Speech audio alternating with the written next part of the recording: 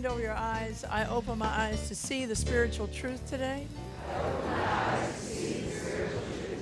In your ears, I open my ears to hear the spiritual truth today.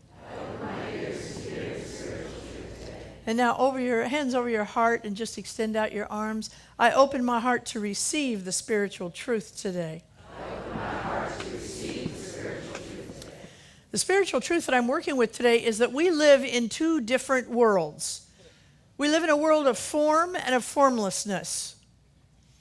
We live in a world of heaven and of earth. We live in a world in which we are spiritual doings and spiritual beings. We live in two worlds. I'm working with a book right now by a man that many of you are familiar with because I've spoken on him before, and also because Oprah Winfrey made him famous, and a lot of us have read about his work. He's a genius. Many of you have heard me say that one of the reasons that I belong to this church, but that I'm a religious scientist, is because Ernest Holmes said we were open at the top. And what he meant by that was he's got spiritual teachings that are sound and will not change, but the way they're packaged may change. And Eckhart Tolle did a phenomenal job of updating some of Ernest Holmes' teachings. Both are still sound, but it's a fabulous thing. And in his book, I used to call this book a blueprint for living. And then I started calling it a workbook for living in the present. And sometimes I'd call it a peace manifesto. And more recently, I've been thinking about this book that it's kind of a mirror. And if we hold ourselves up to this mirror, what it will reflect back to us is the truth of who we are, right past all the gunk that we've wrapped ourselves up in, right past all those conditions that we've allowed to stick. Those conditions that say I'm not enough. Those conditions that say I've made too many mistakes. All those conditions. I lived a life of hardship when I was a kid. It sees right through all that to the presence of who it is we are. And it ends up in absolute unlimited potential for ourselves. See, it asks us to get out of cause and out of effect and into cause. It asks us to get out of the body and into the soul. It asks us to get out of form and into formlessness. And if we look closely enough at the mirror, we can see how to travel from earth to heaven, to earth to heaven, to earth to heaven, without ever tipping a toe in hell. In that kind of hell that we sometimes tip our whole into. And not only that, but we can experience a deeper joy. See, remember last couple of weeks I've talked about Ernest Holmes and his 13 points, and I've taken those 13 points of what we believe as a theology, and I boiled them down to those 4 that I say every Sunday, but there are actually 13 of them. And I went over 2 the last 2 weeks. And today I was noticing when I was reading Eckhart Tolle how clear he makes this third one that I want to talk about this morning very briefly, just even mention it, and that is this. We believe in the ultimate goal of life to be complete emancipation from all discord of every nature. The complete emancipation of all discord of every nature, and that this goal is surely to be attained by all. By all. That's a powerful statement. And what this book that Eckhart Tolle wrote about helps us to learn how to experience that manifestation of freedom from discord. Tolle says, much like Buddha, Tolle says this. He said, discord is the result of living in your ego. All discord is the result of living in your ego. Now, how he defines ego is this. He defines it as the attachment to form. That's what your ego is. It's not the form itself. See, form is not bad. We get that mixed up sometimes, and we think we want to be detached from all form. Form isn't bad. It's the attachment to form that we kind of worry about. And when that, and here's what happens with form. It moves. It's a moving target. And when it moves away from us, when the form that we're attached to moves away from us, then discord has to happen. It just always does. See, when your spouse goes back to school or maybe gets involved in a new activity that you're not involved with, and you feel left out, and you start feeling jealous, and you start feeling concerned about that, discord begins to happen. When you go to a job and your job description just all of a sudden got changed, and you think you're not valued at your work, discord will happen. Eckhart Tolle says that discord will absolutely melt away when we are able to let go of our ego with that firm grip that we had. You know, maybe you have a brilliant son who wants to be a river raft guide, and what you really thought he should be was the next Steve Jobs. See, I'm telling you, discord will happen. See, the emancipation from discord is not getting a bunch of people to react the way you want to them, to react correctly or act right. It's to get all the bunches of people to stop reacting at all, to let them not have that grip on ego. Is it a new concept? No, it's not a new concept. It's a new wineskin for a very old concept. Byron Katie, many of you have read her book, Loving What Is. And what she says is when we try and change what happened back then, and back then could have been a nanosecond ago, but when we try and change our childhood, when we try and change our first, second, third marriage, when we try and change what happened in that, it's like getting a cat to bark or a dog to meow. It's not going to happen. See, Ernest Holmes says this. He says, stay on cause and away from effect. Stay on cause and away from effect. Eckhart Tolle would say the same thing, but he would say, stop staying attached to form and look deeper into formlessness. You know, for example, Ernest Holmes, he would say this. He would say, your abundance is caused by consciousness, not by is not the cause. There's no outer cause. Your money is not the cause of your abundance. Your consciousness is. Now, if we could even get it at that level, that'd be a fabulous thing. You know, because what happens is we've got people who have money, and then all of a sudden that money goes away. And so does their self-esteem. You know, during the Great Depression, we had people jumping out of windows. Now, the same consciousness that they had that got them the money in the first place is still between their ears. But they don't believe it anymore because they've added something to cover it up. They didn't get the book out with the mirror that says you've got what it takes. The same what it takes that got you there in the first place. You know, sometimes we think that good marriages are because two people have good communication skills. Well, that's an important aspect of marriage, but what's really important is the consciousness that I have a great marriage. That's what's important. And that's what will feed that marriage that you have. See, Eckhart Tolle says this. He says, we want to stay in formlessness because it will take us deeper than where we've ever been before. He calls it, he describes that deeper place that it will take us, the uncontaminated substratum. Now that's, you know, I always get a kick out of these writers. We already think they're smart as can be. I mean, we're already like, whoa, this guy is smart. But then they throw these things in so we really know they're smart. Okay? Substratum, whatever it is. Unconscious substratum. Uncontaminated substratum. See, I can't even say it. Here's what it means. It means perfection. That's what it means. It means perfection. When we live in the formless, we have an opportunity to meet perfection. Not to cause something on the outer to change, but because the inner is where our joy resides. It resides right there. See, joy doesn't come to you, it comes from you. And that's the only place it can come. That deep, abiding joy comes from us. People in recovery, we already get this because we tried for years to run out there and find joy in booze, in drugs, in the internet, in food.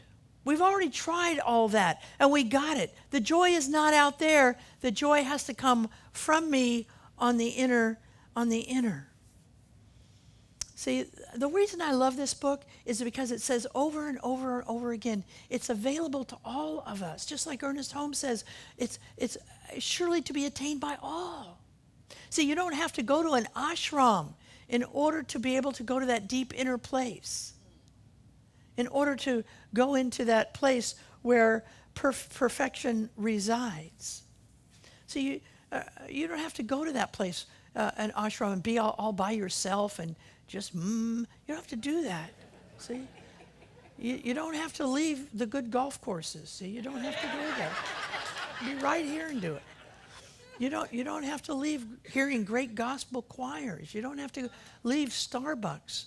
You can go anywhere because that inner joy goes with you everywhere in our lives. Thich Nhat Hanh, I love what he says. He says, we don't have to live on a mountaintop alone in silence. We can find our joy on the green, green grass of earth, but we have to allow it to be there. And to allow it to be there, we have to be able to let go of our ego. We have to let go of our ego. So what we're talking about is allowing the diminishment of our attachment to form, allowing our ego to just get smaller and smaller. Now notice that I did not say smash your ego. I'm not a fan of ego smashing. I'm not a fan of annihilating your ego. It was there, it served a purpose. It may serve a purpose again, but what we don't want to do is to rely on it. See, Tolle says that we have an automatic ego repair system, an automatic ego repair mechanism. That's what he says, automatic ego repair mechanism. And the whole point of that automatic ego repair mechanism is to make us look good on the outside, to make us look good. That's what our ego repair mechanism does. See, I think about it, some of you are old enough to remember Pac-Man. Remember Pac-Man, and he just go around and he just eat whatever was in front of him? Well, I kind of think about this ego repair mechanism as like that, only it goes out around and it spits out little things that will build our ego up if it gets diminished. We don't need it. You are whole, perfect, and complete. That's how God sent you. That's how you are right now. You absolutely don't need it. And what happens is somebody criticizes us, and our little ego repair mechanism goes on in. It gets carried away with itself. It springs into action, and then before we know it, we're in self-justification. Before we know it, we're in defensiveness. Before we know it, we're blaming other people. Whether people who criticize us were right or wrong is totally irrelevant. What happens is the ego is just making us look good, and we think we don't look good in that moment. If somebody criticized us, then our ego is going to take care of it for us. We don't need to do that. We don't need to go on the attack. You know, that's how I kind of got this. Sadly for all of you, whatever happens to me, you get to experience. And so somebody said something unkind last week, and it hurt my feelings. And immediately I got defensive. And immediately I wanted to get my posse together. Immediately I wanted to enroll Donna. Oh, you better hate them too, because I just went through this, and here's what they said to me, and blah-bitty, blah-bitty, blah-bitty. And fortunately for me, it only took a few minutes to know, no, this was a call for love. And you can gather your posse if you want to, but you won't be doing yourself or them or the universe any good at all. And so I opened this book, and you probably experienced that where you just flip through a book, and I knew I had to get back onto some spiritual footing. And so I opened this book, and the chapter on ego was there. So what I get to learn, it's just how it happens here. Okay. So when your boss says something, makes a suggestion, and your ego pops in, your little ego mechanism pops into action, and it's going to. What happens is we can really celebrate this part of the book by saying the next time this happens, I'm going to step back. I'm going to step back. And I'm going to understand something. This has nothing to do with me. This has nothing to do with me. With who I am at the underneath. Now, the suggestion from my boss may be that I have to change some behaviors, and that's good. But at my essence, it's not about me being a bad person. It's about me making a mistake and maybe needing to change some behaviors. Because when our ego gets in place, it's very difficult for us to change because we stand still and tough and strong in that ego way. So I invite you this week to sort of work with this whole notion of allowing your ego to become diminished. And the way you do that is by noticing the next time you start to feel reactive, you step back and say, this is not diminishing me. Nobody can diminish me. What is really the information here? No matter how it was said, what is really the information here that I may or may not want to take in? Now, that doesn't mean that we need to be a doormat for anybody. But what it does mean that if we need to tell somebody to back up, and we do on occasion, need to tell people to step back, we do it with love in our heart. Not trying to beat them up, but just saying, you know what, you need to step back now so that I can go away and not react to this. See, here's what happens with shouters. Kindergarten teachers know this. Some of you have been kindergarten teachers in this room. And you know that the most power you have over a group of small children is to whisper to them. Not to yell at them. It's to whisper to them. And that's when they begin to pay attention to you. It's helpful also as we begin to let our ego begin to diminish. Remember that nothing is permanent in this world. Nothing is permanent. Everything is impermanent and transitory. He's got a good little story, and I'm going to finish with this because we have a powerful demonstration today, but I'm going to finish with this story.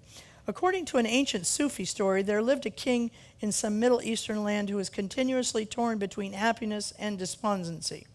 The slightest thing would cause him great upset or provoke an intense reaction, and his happiness would quickly turn into disappointment and despair. A time came when the king finally got tired of himself and of life, and he began to seek a way out. He sent for a wise man who lived in his kingdom and who was reputed to be enlightened. When the wise man came, the king said to him, I want to be like you. Can you give me something that will bring me balance and serenity and wisdom into my life? I will pay any price you ask. The wise man said, I may be able to help you, but the price is too great, so great that your entire kingdom would not be sufficient payment for it. Therefore, it will be a gift to you if you will honor it. The king gave his insurance, and the wise man left. A few weeks later, he returned and handed the king an ornate box carved in jade. The king opened the box and found a simple gold ring inside.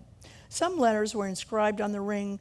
The inscription read, This too shall pass. What is the meaning of this? Said the king.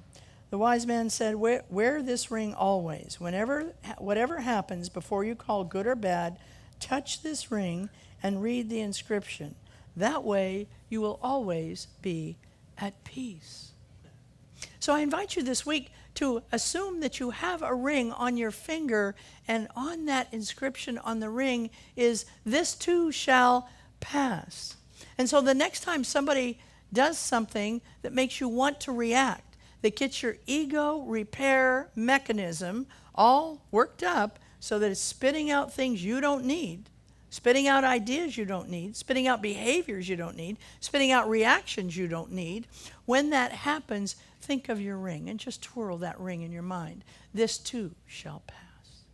Let's take this message into prayer, knowing that there is a powerful presence on the planet. It's a presence of love. And that love just runs through me. I can gunk it up and slow it down, but it never will leave me. That love is just who I am. And so I let it flow freely everywhere. The places I'm comfortable and the places I'm uncomfortable, that love just flows freely. I give thanks for that. I release this word into the law, and together we say, and so it is.